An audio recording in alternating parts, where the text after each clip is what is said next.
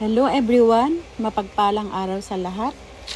Nandito po kami ngayon, mga BEC leaders by Sitios. Ito pa ay regular meeting namin every first Monday of the month, na kung saan yun ang aming regular meeting. Nag-updates muna kami ng mga activities. Unang-una ay nag-opening prayer muna, then rosary. Then after the rosary, we have a Bible reading, kung ano yung gospel for the day. Then sharing. After sharing, meron prayer intentions. Then we have a fellowship, salo-salo. Then after the salo-salo, we have the closing prayer and konting chika-chika. Yan po ang aming whole year round program and activities ng 2026. Ang inyong lingkod, Agbyag Vlog, #Conce. Maraming salamat po and God bless. Sa pamamagitan, Lord, na aming community. Lord, dalangin po namin na kami lahat ay patuloy na magkaisa. Butisin kami ng iyong pagmamahal. Tulungan kayo, Panginoon, ng lagi magpakumbaba upang, Lord, ang frutos ng bawat isa ay maging instrumento ng biyaya at pagpapala ng pagmula sa iyo. Lord, sa aming pag-uwi, ingatan mo kami, gabayan mo kami, patabayan mo kami, sa aming pagtulong, ingatan kami. Lord, tulungan mo rin kami sa lahat ng aming suliranin. Palakasin mo kami, Panginoon, upang patuloy po namin labanan ang lahat ng mga pagsubok o patuloy kami makatayo, Panginoon, sa lahat ng mga suliranin aming ikakaharap.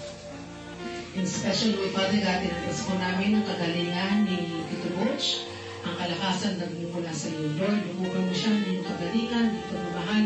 Yakapin mo siya, Panginoon, upang maranasan ng iyong biyaya at pagpapala. Ano man ang kasalanan niya, Lord God, linisin mo, Panginoon, ng puso ang kanyang isipan upang patuloy niyong maranasan ang iyong presensya, ang iyong pagmamahal.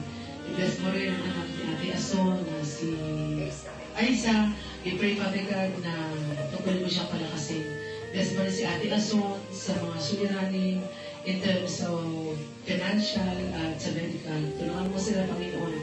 We pray, Father God, ganoon din si Ate Chi, na patuloy mo siya na silver God at punang pa na mga napagpapalong. We pray, Father God, na kami lahat ay maging biyaya para sa bawat isa, para sa aming community. At mga invitation namin, Lord God, nagkakaisa kami na kami ay tatayo, kami lahat ay magkahawak kamay, na magpupuri, maglilingkod sa kadakilaan ng iyong pangalan. Maraming salamat, Panginoon, sa biyaya, pagpapala at pagmahal mo sa buhay namin, sa pagtubay mo sa aming mga panalangin. Maraming salamat, Panginoon, sa oras na ito, sa pagmamahal ng isa, bawat isang sa regalo, sa effort, at Lord, sa pagkain, sa maganda. Maraming salamat, Panginoon.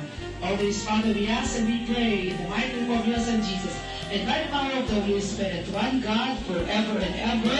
Amen. Mary, help of Christian, pray for us in the Father, Son, and Holy Spirit. Amen. Thank you, Lord. Good night, everyone. God bless. Please pray for Papa. She will take the exam in UP. Wow! Anak ko ba? August 11. Bago sa ating Sunday. Wow! She's taking the exam in UP on August 11. Akala makapasok sa UP. Nag-apply siya. Nag-apply siya nung grade 11 siya. Ngayong grade 12 na siya. Doon na siya? Hindi, mag-exam pa na.